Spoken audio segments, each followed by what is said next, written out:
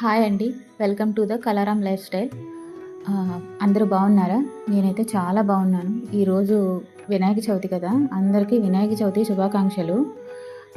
మీరు ఎలా చేసుకుంటున్నారో కామెంట్ సెక్షన్‌లో చెప్పండి. నేనైతే చాలా సింపుల్‌గానే చేయాలనుకుంటున్నాను. ఎందుకంటే ప్రతి ఫెస్టివల్ కూడా నేను సింపుల్‌గానే చేసుకోవటానికి ప్రయత్నం చేస్తాను. ఎలా చేసుకున్నా భక్తి ప్రధానం కదా! ఆడంబరాలకి ఎక్కువ వెళ్ళను. నేను నా గురించి చెప్తున్నాను. ఎవరిని ఉద్దేశించి అయితే కాదు. ఇంకేంటంటే ఎలా పూజ హడావిడిగా చేసుకున్నా, సింపుల్‌గా చేసుకున్నా దేవుడు అలాగే ఆశీర్వదిస్తారు. ఎలాగో మనల్ని ఒకే రకంగానే అందరిని చూస్తారు అని దేవుడైతే మనల్ని అందరినీ ఒకే దృష్టితో చూస్తారని నా అభిప్రాయం అనమాట. ఇంకేం కాదు. సింపుల్‌గా అయితేనే పని అవ్వదు. హడావిడిగా అయితే ఇంక అసలు నేను 2 రోజులు చేస్తానేమో. ఇక్కడ బట్టలైతే నేను నిన్న సాయంత్రం వేసినవి అనమాట ఇది. నిన్న సాయంత్రం బట్టలేసేసాను మిషన్‌లో. ఎందుకంటే మళ్ళీ మార్నింగ్ బట్టల పని పెట్టుకుంటే పండగ పూట ఇంక చాలా లేట్ అయిపోద్ది గదా! అందుకని చెప్పేసి నిన్న సాయంత్రం వేసింది ఆ క్లిప్ యాడ్ చేశాననమాట. మార్నింగ్ ఇంక ఇల్లు ఊడ్చిన తర్వాత కొంచెం తడిగుడ్డ పెట్టేశాను. ఇంక బయట లేవంగానే బయట కడిగేసి కొంచెం చిన్న ముగ్గే పెట్టాను. పెద్ద వాకలేం కాదు. ఎందుకంటే వాకలి ఎలా ఉన్నా చిన్నదైనా పెద్దదైనా కూడా ముగ్గు అనేది సింపుల్గా పెట్టడమే నాకు తెలుసు. పెద్ద పెద్ద ముగ్గులు రావు. ఇక్కడ వర్షాలు తగ్గట్లేదు కాబట్టి ఇంకా ఎలా పెట్టినా కూడా ముగ్గులు వెంటనే ఇదైపోతున్నాయి. తర్వాత ఏంటంటే వీళ్ళు అటు ఇటు తిరుగుతూనే ఉంటారు కదా! ఇంకా కాసేపటికి అవి ముగ్గులు అనేవి కనుమరుగైపోతాయి. అందుకని చెప్పేసి నేను ఇంకా సింపుల్గానే పెట్టేస్తాను నాకు వచ్చినవి అవిను. నెక్స్ట్ ఏంటంటే ఇక్కడ బాక్స్ రెడీ చేస్తున్నాను. ఈరోజు స్కూల్ ఏంటి అనుకుంటారు. కాకపోతే ఏంటంటే ఈరోజు స్కూల్ సెలవే. కాకపోతే వీళ్ళకి పెండింగ్ క్లాసులు ఉన్నాయి. వీళ్ళకి సోషల్ సైన్స్ ఏదో తెలీదు. మొత్తం మీద పిల్లలిద్దరికి కొన్ని క్లాసులు అయితే జరగలేదు. ఎందుకంటే వీళ్ళ క్లాసులకు వెళ్ళకపోవడం ఏం కాదు. కాకపోతే పాత టీచర్లు అందరూ కూడా ట్రాన్స్ఫర్ అయిపోయి కొత్త టీచర్లు వచ్చారు. కొత్త టీచర్లు రావడం వల్ల ఏమైందంటే వీళ్ళకి ఇప్పుడిప్పుడే వచ్చారు కదా కొత్త టీచర్లు. అంతకుముందు నుంచి క్లాసులు పోయినాయి. అవన్నీ కూడా వీళ్ళు ఏం చేస్తున్నారంటే కొత్తగా వచ్చిన వాళ్ళు ఫెస్టివల్ టైంలో పండగ టైంలో కూడా ఎవరొస్తారో రండి, వచ్చిన వాళ్ళకైతే పెండింగ్ వర్క్ అంతా కూడా క్లాసులన్నీ ఇచ్చేస్తాము, నోట్స్ అవి రాసేసుకుందరు. కానీ అంటే స్కూల్ టైం ఏం కాదు, వాళ్ళు స్కూల్ టైంలో ఏమి రమ్మనట్లేదు. 8:30కి వెళ్తారు కాబట్టి డైలీ 8:30కి అయితే స్కూల్కి వెళ్తారు. ఇలాంటి టైంలో అయితే ఇవి స్పెషల్ క్లాసులు అంటారు కదా, 10కి అలా వెళ్తారు. మళ్ళీ 10కి వెళ్ళి 2:30కి అలా అయిపోతుంది అనమాట. పెండింగ్ క్లాసులే కదా, పెండింగ్ పడిపోయిన క్లాసులే కాబట్టి ఏవో 2 క్లాసులు అవుతూ ఉంటాయన్నమాట. కానీ అందరు పిల్లలు వెళ్ళరు.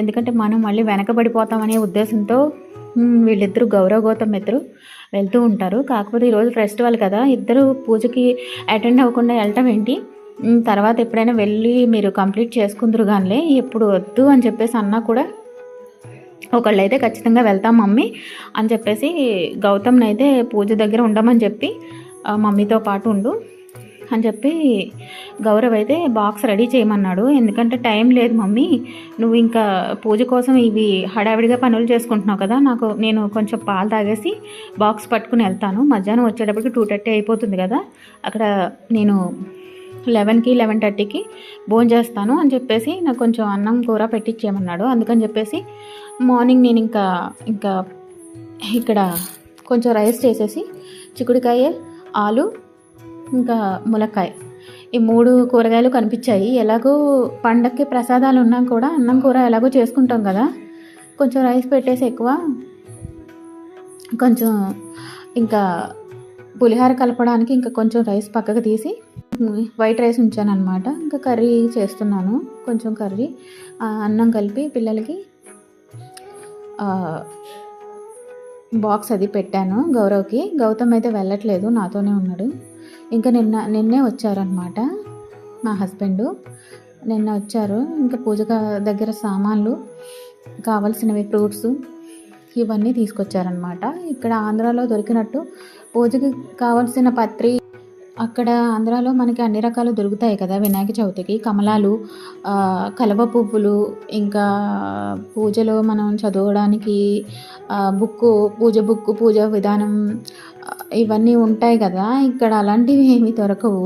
ఇంకా మనకి విగ్రహం కూడా విగ్రహం కూడా అందుకని నేను విగ్రహం కూడా పెట్టట్లేదు. ఎందుకంటే విగ్రహం కూడా ఇక్కడ చాలా రేటు ఉంటుంది. 300-500 వరకు, ఇంకా ఆ పైన ఇంకా చాలా రేట్లు ఉంటాయి. అవి కూడా పెద్దవిగా ఉంటాయి. మనం ఉంచుకునేది మహా అయితే ఒక 3 రోజులు ఉంచుకుంటామేమో. మళ్ళీ ఉన్న రోజులు కూడా చాలా నిష్టగా తలస్నానం చేసి దీపం పెట్టాలి. అలా అయితేనే ఉంచుకోవాలి. లేదంటే విగ్రహం పెట్టడం అనవసరం. అందుకని చెప్పేసి నేను విగ్రహం అది దేవుడిది తెప్పించుకోలేదు. ఎందుకంటే రేటు కూడా చాలానే ఉంది. 300 పైనే ఉంది. తేనా వద్దా అని అడిగారు. వద్దులే, ఇంట్లో ఎలాగో రాతి విగ్రహాలు ఉన్నాయి కదా, వినాయకుడిది, గౌరీదేవి, వినాయకుడు రాతివి ఉంటాయి కదా, దాంతోపాటు పసుపు విఘ్నేశ్వరుని చేసేస్తాము. ఎలా చేస్తే ఏంటి, మనకి భక్తి ఉన్నప్పుడు హంగులు హార్బాటాలకి పోవడం అయితే నాకు ఇష్టం ఉండదు. సింప్లిసిటీతోనే కూడా సింపుల్గా కూడా దేవుణ్ణి పూజించవచ్చు. మనకి భక్తి ప్రధానం, కానీ మనం ఎంత హడావిడిగా చేసాము, ఎంత ఖర్చు పెట్టాము అన్నది ముఖ్యమే కాదు అన్నది నా అభిప్రాయం. ఎందుకంటే మనం హడావిడిగా చేస్తేనే అది పూజ, ఖర్చులు పెడితేనే దేవుడు హర్షింతాడా అనేది నేనైతే అనుకోను. ఎవరిని ఉద్దేశించేదైతే కాదు. ఎందుకంటే మన పరిస్థితులకి తగ్గట్టుగా కూడా ఉండాలి కదా. ఎందుకంటే మనం ఇంతంత పట్టు చీరలు కట్టుకొని అంతంత నగలు పెట్టుకొని దేవుడి పూజలకు కూడా అన్నేసి వేల ఖర్చులు చేస్తే మధ్యతరగతి మనుషులం. రేపన్న రోజున ఇప్పుడు హస్బెండ్ వాళ్ళు కూడా ఎక్కడి నుంచి చేస్తారా డబ్బులు? చిన్న చిన్న పూజలకే ఇంతంత ఖర్చులు అయిపోతే రేపొద్దున ఎన్నో ఫంక్షన్లు ఉంటాయి, పెళ్ళిళ్ళు ఉంటాయి, ఎన్నో ఉంటాయి. అంతెందుకు పిల్లల చదువులు మెయిన్. మనం ఆలోచించుకోవాల్సింది అవి. పిల్లల చదువుల కోసం ఆలోచించుకోవాలి. మనం వాళ్ళకి ఇచ్చేది కేవలం ఈ రోజున పిల్లలకి ఇచ్చేది కేవలం చదువు మాత్రమే. అంతకు మించి ఏమీ ఎక్కువ ఆస్తులు ఇవ్వాల్సిన అవసరం లేదు. అంత ఇవ్వలేం కూడా. ఈ రోజులను బట్టి, ఇప్పుడున్న సిచ్యువేషన్లను బట్టి వాళ్ళకి మనం చదువు తప్ప ఏమి ఇచ్చే పరిస్థితిలో లేము. ఆ చదువు కూడా ఇవ్వలేక ఆర్థిక ఇబ్బందులు పడితే ఎలా కుదురుతుంది? ఎందుకంటే ఇటువంటి ఖర్చులు పెట్టేసుకొని ఈ ఆడంబరాలకి పోయి అంతంత ఖర్చులు పెట్టేసుకుంటే పిల్లలకి మనం కనీసం మంత్లీ వాళ్ళకి ఇంత నచ్చిన ఫుడ్డు కనీసం సింపుల్గా అయినా మనకి ఉన్నంతలో పెట్టడానికి కూడా అవ్వదు. అదనమాట ఈరోజు. అందుకని ఇప్పుడని కాదు, నేను ఎప్పుడు కూడా సింపుల్గానే. మా హస్బెండ్ బాగా ఖర్చు మనిషి, కానీ నేను ఆయన్ని ఇంకా స్పీడ్ బ్రేకర్ వేస్తూ ఉంటానన్నమాట. వద్దులే, ఇలా సరిపోతుందిలే, ఎందుకు ఈసారికి ఇలా చేసేద్దాం అని చెప్పేసి వెనక్కి లాగుతూ ఉంటాను. నాకు ఇష్టం ఉండవు ఖర్చులు అవిను. 3 ప్రసాదాలు అయితే చేస్తున్నాను. కుడుములు ఇష్టం కాబట్టి వినాయకుడికి కుడుములు. ఇక్కడ మిల్లులు కూడా ఉండవు మరపట్టించడానికి పిండి కానీ రవ్వ కానీ. నేనే బియ్యం కడిగి ఆరబెట్టి రవ్వ చేసి కుడుములు అవి చేస్తాను. వాటి ప్రాసెస్ అయితే చెప్పడానికి ఇప్పుడు కుదరదు. తర్వాత ఇంకొక షార్ట్ వీడియోలో కానీ లేదంటే నెక్స్ట్ వీడియోలో కానీ చెప్తాను. ఇక్కడ ఇందాక బియ్యం కడిగేసి రైస్ పెట్టేసాను. కొంచెం రైస్ బాబుకి బాక్స్లో పెట్టేశాను కదా. ఈ పాపం టిఫిన్ అయితే కూడా లేదు ఈరోజు. గౌరవ్కి పాలు తాగేశారు ఇద్దరుని. కొంచెం చాకోస్ ఉన్నాయి వేసుకోమన్నాను, వేసుకున్నాడు. గౌతమ్ అయితే వేసుకున్నాడు. గౌరవ్కి అయితే స్కూల్కి వెళ్ళే కంగారులో అయితే వాళ్ళ ఫ్రెండ్స్ వాళ్ళు ఫోన్ చేశారనమాట. ఇలాగ రోడ్డు అక్కడ మా ఇంటికి కొంచెం అవతల బైపాస్ రోడ్డు మీదకి వచ్చి రోడ్ సైడ్ వచ్చి ఫోన్ చేశారు ఫ్రెండ్స్, ఇంకా రావట్లేదా అని చెప్పేసి. అందుకని చెప్పేసి పాలు ఒకటి తాగి బయలుదేరాడు గౌరవ్. బాక్స్ తీసుకుని అన్నం కూర పెట్టించాను అనమాట.